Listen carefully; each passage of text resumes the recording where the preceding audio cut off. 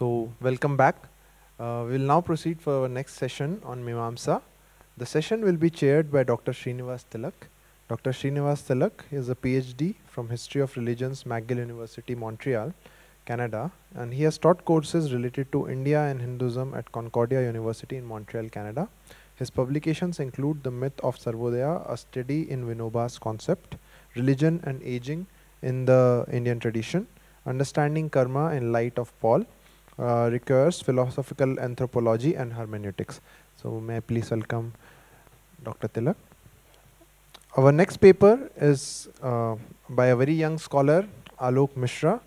Alok is a scholar doing his BA from Bhopal. He has studied the Yajurveda from Samanvay Ved Vidyalaya, Haridwar, and Badri Bhagat Ved Vidyalaya, Delhi.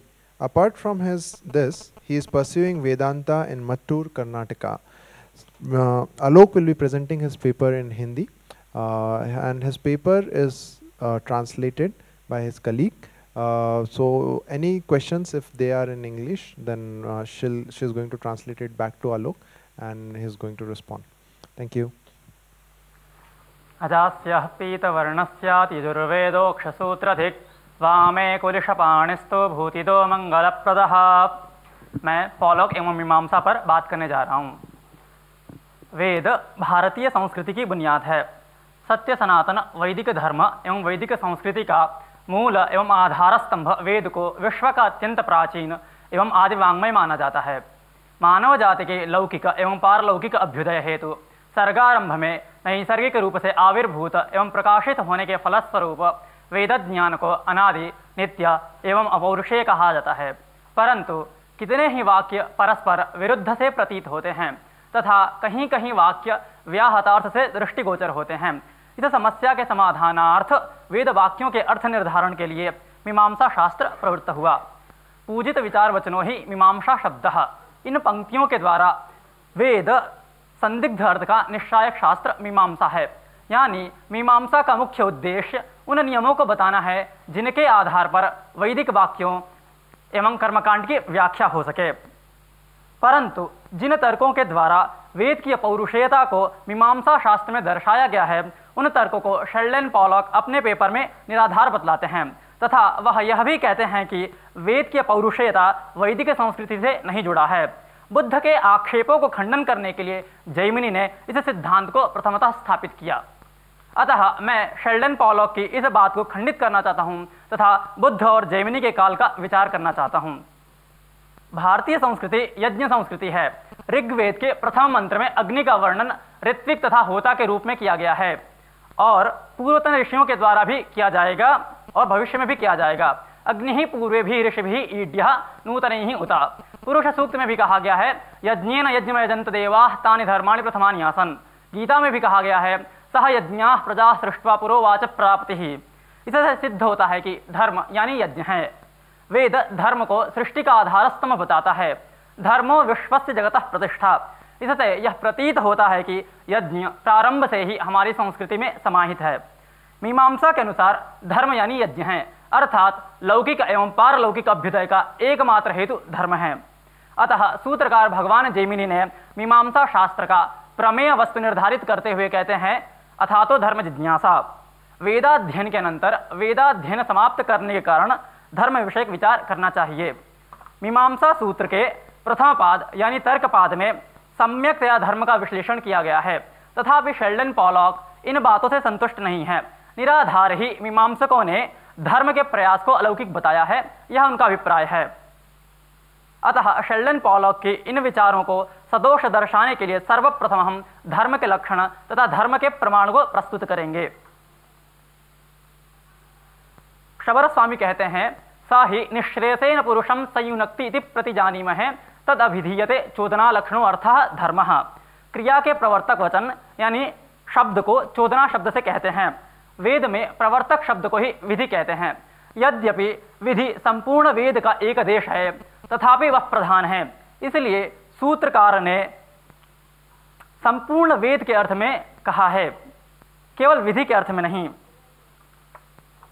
आचार्य के द्वारा प्रेरित होता हुआ मैं कर रहा हूँ, इस प्रकार लौकिक व्यवहार में आचार्य के शब्द को चोदना कहा जाएगा। जिससे कोई वस्तु जानी जाती है उसे लक्षण कहते हैं। जैसे धूम अग्नि का लक्षण है। उस चोदना यानी विधि से संबंधित अंश चतुष्टयात्मक संपूर्ण वेद से जो श्रेयस साधन अर्थ बोधित किया जाता है वही पुरुष को निश्रेयस से जोड़ता है। तब सूत्रार्थ हुआ, वेद बोधित होकर जो अनर्थ से संबंधित ना हो वह धर्म है, यानी अर्थत्व विशिष्ट होकर ही जो चोदना लक्षण हो वह धर्म है। अर्थस्य ततः यद धर्मत्वं तच्चोदना लक्षण से इत्युच्यते। यो धर्मः सचोदना लक्षणः, ऐसी प्रतिज्ञा हम कर रहे हैं। अर्थात धर्म का एकमात्र शब्द प्रमाण से ही ज्ञान हो सकता है। वह कथन केवल प्रतिज्ञा रूप से ही था, युक्ति से उसे सिद्ध नहीं किया गया था। अब हम उस धर्म के निमित्त की परीक्षा करेंगे। क्या चोदना ही धर्म ज्ञान में निमित्त है अथवा तदतिरिक्त कोई अन्य प्रमाण भी धर्म ज्ञान कराने में निमित्त है?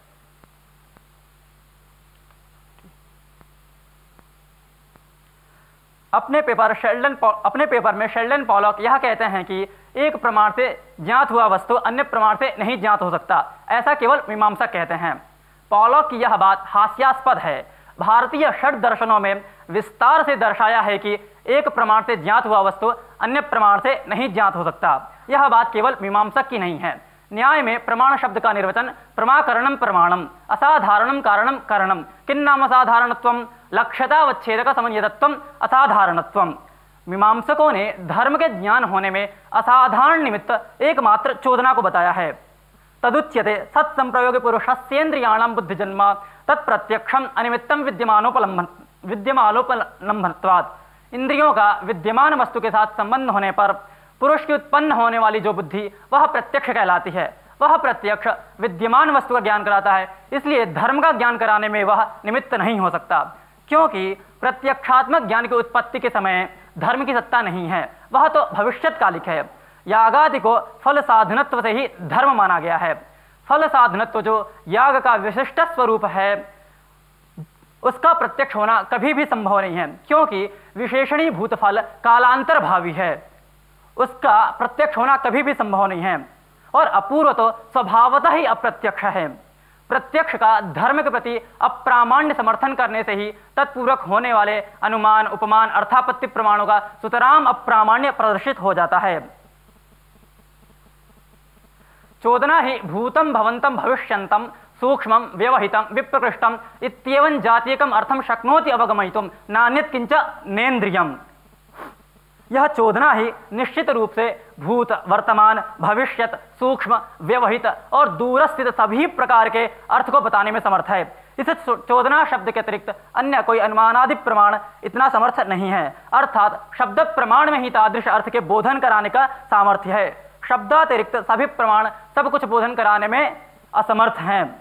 औत्पत्तिकस्तु शब्दस्यार्थेन संबंधः तस्य ज्ञानोपदेशः अव्यतिरेकश्चार्थेनुपलब्धे तत्प्रमाणं बादरायणस्य अनपेक्षत्वात्। शब्द का अर्थ के साथ संबंध औत्पत्तिक है। उस धर्म का ज्ञान साधन अर्थात ज्ञापक विधिघटित वाक्य है, उसका कभी अव्यतिरेक यानी विपर्यय नहीं होता, इसलिए वह विधिघटित वाक्य अनुपलब्ध अर्थ में भी प्रमाण है। बादरायण आचार्य के मत में भी प्रत्यांतर अथवा पुरुषांतर की अपेक्षा न होने से वह स्वतः प्रमाण है। यदि शब्दार्थ का संबंध कृतक होता तो तद्वारा भी पुरुष दोष के प्रवेश की आशंका से अप्रामाण्य होता, लेकिन यह कुछ नहीं है। शब्दार्थ संबंध स्वाभाविक रहने से पुरुषाधीनता नहीं है। औत्पत्तिकस्तु शब्दस्यार्थेन संबंधः तस्य अग्निहोत्रादि लक्षणस्य धर्मस्य निमित्तं प्रत्यक्षादिभिः अनवगतस्य कथम उपदेशो हि भवति। उपदेश इति विशिष्टस्य शब्दस्य उच्चारणम्। श्रेयस साधनभूत उस अग्निहोत्रादि धर्म का ज्ञान कराने वाला अग्निहोत्रम जुहुयात् स्वर्ग कामः इत्यादि विधि वाक्य का उपदेश है। उपदेश शब्द का अर्थ है विशिष्ट शब्द का उच्चारण, अर्थात श्रेयस साधनत्वादि अर्थ का प्रतिपादक होने से अभ्यरित शब्द अग्निहोत्रम जुहुयात् स्वर्ग कामः का उच्चारण किया गया है। इस कथन से विधि वाक्य में ज्ञानानुत्पादकत्व अप्रामाण्य का भी निरसन हो जाता है। उसी तरह अव्यतिरेकश्च ज्ञानस्य, विधि वाक्य से होने वाले ज्ञान का कभी विपर्यय नहीं होता है। यच्च नाम ज्ञानम न विपर्येति न तच्छक्यते वक्तुम नैतदेवमिति।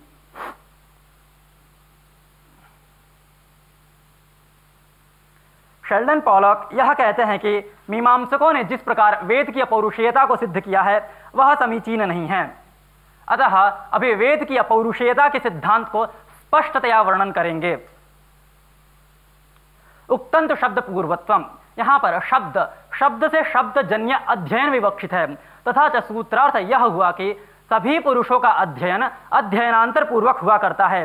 वेद के अध्ययन करने वालों की शब्द पूर्वता अर्थात अविच्छिन्न परंपरा है। प्रत्येक वेदाध्येता के अध्ययन से पूर्व अन्य अध्येता का अध्ययन था। इस रीति से शब्दाध्ययन की अविच्छिन्न परंपरा है। निष्कर्ष यह है कि सभी लोगों ने जिस प्रकार अपने गुरु से अध्ययन किया उसी प्रकार अध्ययन करना चाहते हैं। वेद का स्वतंत्रता पूर्वक अध्ययन करने वाला कोई भी प्रथम अध्येता नहीं हुआ जिसे उसका कर्ता कहा जा सके। आज प्राचीन से भी प्राचीनतम वेदाध्येता का ज्ञान हमें है, किंतु उसके का कर्ता का ज्ञान हमें नहीं है। अतः कर्तृस्मरण के अभाव में वेदों को अपौरुषेय ही समझना चाहिए। काठक, कालापम इत्यादि समाख्याओं के आधार पर वेदों को कठादि कर्तृक आक्षेप उठने पर यह समाधान किया जाता है कि इस प्रकार कर्ता की कल्पना करना ठीक नहीं है, क्योंकि कभी कभी लोग किसी ग्रंथ की विशेषता के कारण कर्तृ किसी अन्य व्यक्ति का नाम भी जोड़ दिया करते हैं। जैसे सिद्धांत कौमुदी के कर्ता श्री भट्टोजी दीक्षित हैं, तथापि काशी के श्री देवनारायण तिवारी जी ने आजीवन ऐसी अद्भुत विशिष्ट शैली से पढ़ाया जिस कारण लोग तिवारी जी की कौमुदी कहने लग गए। अतः इस संभावना के आधार पर यहां भी कह सकते हैं कि कठादि महर्षियों ने अपनी निजी उत्कृष्टतम शैली के माध्यम से आजीवन पढ़ाया। इस कारण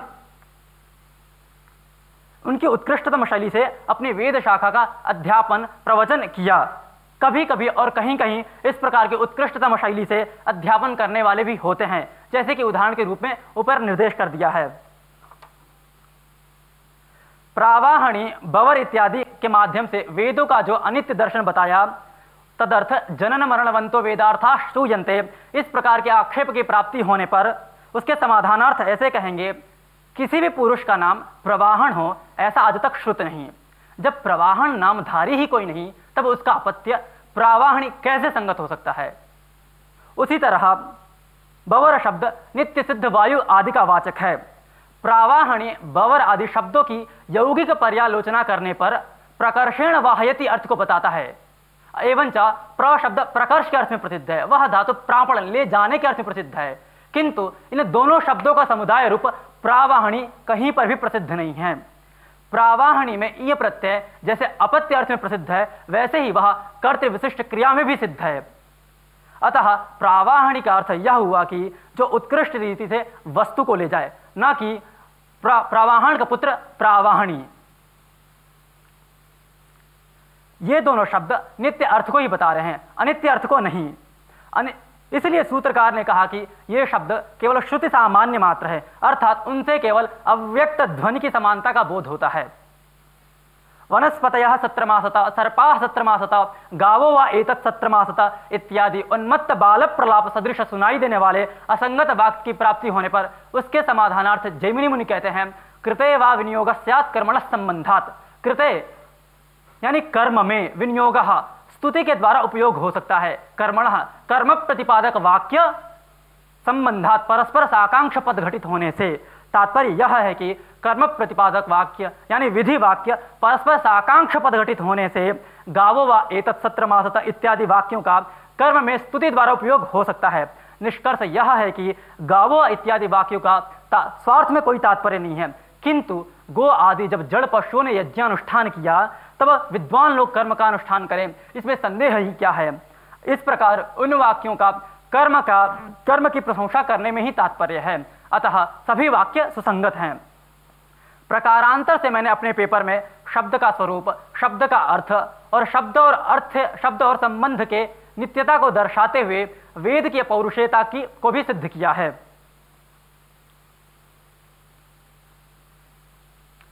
शेल्डन पॉलॉक अपनी पुस्तक में यह प्रतिपादित किए हैं कि वेद की पौरुषेयता मूलतः वैदिक संस्कृति से नहीं जुड़ा है।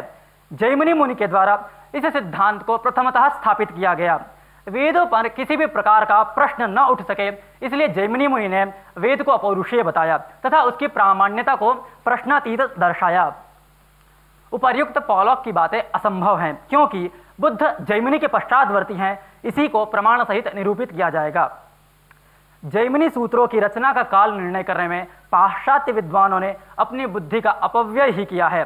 डॉक्टर कीथ और डॉक्टर दास गुप्ता ने इन सूत्रों का रचना काल ईसा पूर्व 200 वर्ष बताया है तथा डॉक्टर राधा कृष्णन ने ईसा पूर्व 400 शताब्दी तक की है। इसके आगे नहीं बढ़ पाए हैं। इसी प्रकार अनेक ऐतिहासिकों ने अनिश्चित आधार पर भिन्न भिन्न कल्पनाओं के आधार पर जनता के सामने उपस्थित किया। उसका परिणाम यह हुआ कि सर्वसाधारण जनता के मस्तिष्क में भ्रम उत्पन्न हो गया, क्योंकि इन काल्पनिकों की कल्पनाओं में ऐक्य नहीं है। अतएव मैकडॉनल्ड नामक पाश्चात्य विद्वान का कहना है कि भारतीय ऋषि महर्षियों के अथवा उनकी रचनाओं के काल का निर्णय करना आकाश पुष्पों को तोड़ने के समान है। इस प्रकार के काल्पनिक काल निर्णय में मैकडॉनल्ड का किंचन मात्र भी विश्वास नहीं है। इस तथ्य की जानकारी भारतीय विद्वानों को पहले से ही था। अतएव भारतीय शिक्षा दीक्षित विद्वानों में से किसी ने भी ऐसी निराधार अटकनें बांधने में अपनी बुद्धि का अपव्यय नहीं किया है। जैमिनी के नाम पर अनेक ग्रंथ पाए जाते हैं, जैसे जैमिनीय शाखा, जैमिनीय ब्राह्मण, जैमिनी कोश सूत्र, जैमिनी निघंटु इत्यादि। अतः जिस जैमिनी ने मीमांसा सूत्रों की रचना की, उसके काल का निर्णय करना उसके मीमांसा सूत्रों पर करने की ही अत्यधिक आवश्यकता है। मीमांसा सूत्रों को सूक्ष्म दृष्टि से परीक्षण करने पर यह ज्ञात होता है कि बुद्ध का उल्लेख कहीं पर भी प्राप्त नहीं होता है। महामहोपाध्याय, पीवी काणे तथा डॉक्टर कीथ भी यही कहते हैं। परंतु मीमांसा सूत्र में बुद्ध का उल्लेख क्यों नहीं है, इसका समाधान करते हुए वो कहते हैं कि बुद्ध का उल्लेख करने के लिए मीमांसा शास्त्र में न उसकी आवश्यकता है न प्रसंग। यह बात स्वीकार योग्य नहीं है। बुद्ध ने आत्मा को क्षणिक बताते हुए कर्मकांड को बलवत् रूप से खंडन किया है। यदि जैमिनी बुद्ध के पश्चातवर्ती होते तो निश्चित रूप से बुद्ध के इन बातों का समीक्षण किया होगा, और समीक्षण करने के पश्चात भी बुद्ध के इन प्रश्नों का उत्तर नहीं दिया, यह असंभव है। और यह भी नहीं कह सकते कि बुद्ध के इन प्रश्नों का उत्तर नहीं देने की आवश्यकता नहीं थी। जैमिनी यदि पश्चातवर्ती होते तो निश्चित रूप से बुद्ध के प्रश्नों का उत्तर दिया होता, किंतु जैमिनी ने बुद्ध के प्रसंग तक नहीं उठाया है। जहां जैमिनी ने बुद्ध का प्रयोग किया है वह सामान्य अर्थ में है, बुद्ध शास्त्रात्। इस सूत्र में बुद्ध शब्द का निर्वचन कर्म को जिसने जाना हो यह है। यदि बुद्ध जैमिनी के समय में सुप्रसिद्ध थे तभी वो इस पद को सामान्य अर्थ में प्रयोग नहीं करते। इससे यह सिद्ध होता है कि जैमिनी बुद्ध के पूर्ववर्ती ही हैं।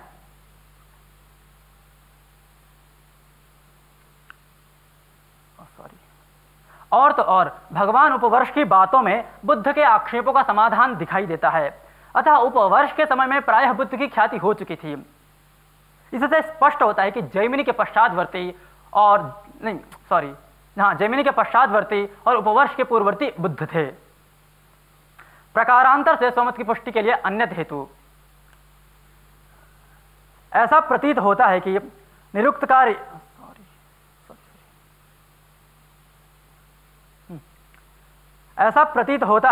निरुक्तकार यास्क तथा जैमिनी समकालीन थे, क्योंकि मीमांसा सूत्र तथा निरुक्त में बहुत सी बातें समान दिखाई देती हैं, तथापि एक को दूसरे का परिचय था यह भास नहीं होता है। उदाहरणार्थ निरुक्त 7.5 में मंत्र तथा यागों में जिन देवताओं का उल्लेख किया है, उनके स्वरूप का विचार किया गया है, उन्हीं बातों को मीमांसा सूत्र 9.1.6 से लेकर 10 तक विचार किया गया है। अन्य उदाहरण जैमिनी सूत्र भावार्था कर्म शब्दाः तथा यास्क के भाव प्रधानम आख्यातम, इन दोनों सूत्रों के विचार में अत्यंत समानता दिखाई देती है। जैमिनीय कहते हैं सर्वेषां भावोर्थिति चेत येषाम् उत्पत्तौ स्वे प्रयोगे रूपोपलब्धिः तानि नामानि येषां तूत्पत्तावर्थे स्वे प्रयोगे न विद्यते तान्याख्यातानि।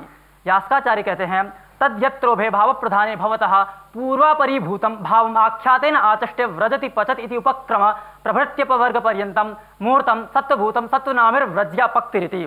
एवंच पूर्व पक्ष के याज्ञिक ने वेद को अर्थहीन बताया है। इसके समाधानार्थ जैमिनी तथा यास्क ने समर्थ रूप से खंडन किया है। जैमिनी ने 9 सूत्रों में पूर्व पक्ष का खंडन किया है, उनमें से 5 सूत्र यास्क के समान हैं, तथा मीमांसा के उन्हीं 9 सूत्रों में से और 2 सूत्र अविद्यमानत्वात् तथा अचेतनेर्थ बंधनात् यास्क के अनुपन्नार्था भवन्ति इस सूत्र में दिखाई देता है। यास्क तथा जैमिनी के सिद्धांत समरूप हैं। यदि जैमिनी यास्क के परवर्ती होते तो निश्चित रूप से उनके सिद्धांतों का अध्ययन किया होता तथा उनका उल्लेख मीमांसा सूत्र में दिखाई पड़ता। किंतु न जैमिनी यास्क का उल्लेख करते हैं न यास्क जैमिनी का। इससे यह ज्ञात होता है कि दोनों प्रायः समकालीन थे।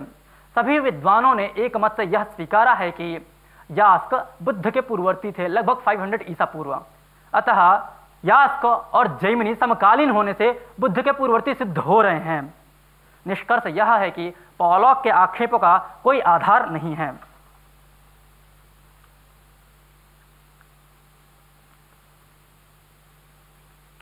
मीमांसा शास्त्र में यागादि रूप वेदार्थ का प्रतिपादन किया गया है, अतः वेद वाक्यों के अवगमनार्थ इस शास्त्र का अद्वितीय योगदान है। शेल्डन पॉलॉक अपने कई लेखनों में इस विचारधारा को सदोष दर्शाते हैं। समाज की कई विकृतियों के कारण यह मीमांसा शास्त्र है, ऐसा भी वो कहते हैं।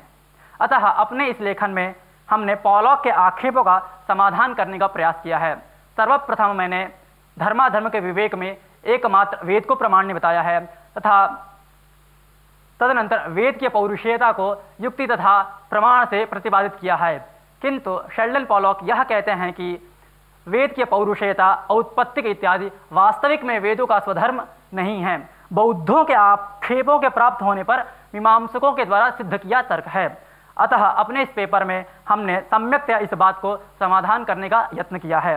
अतः आशा करता हूं कि मेरा यह पेपर पॉलॉक के प्रश्नों का समाधान करने का एक साधन हो। To help me, you can do two things. You can go to the subscribe button on my YouTube and subscribe. We need more subscribers there. Secondly, I get lots of emails on people saying, how do we donate? How can we help you? You go to rajivmalhotra.com or you go to infinityfoundation.com.